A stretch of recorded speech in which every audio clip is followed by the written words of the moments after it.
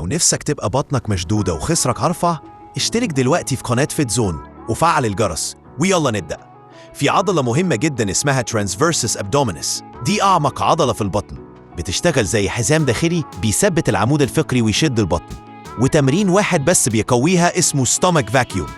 طريقة التمرين بلس التنفس، اقف أو اقعد وظهرك مستقيم، خد نفس عميق من مناخيرك inhale، بعدين طلع النفس كله من بقك ببطء exhale.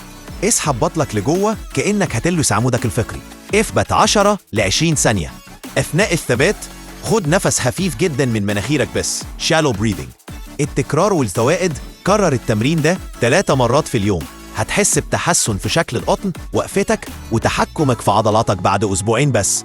ابدأ من النهاردة، دقيقة واحدة بس كفيلة تغير شكل جسمك. لو استفدت دوس لايك واشترك في قناة فيت زون، واستنى فيديوهات أقوى جاية قريب.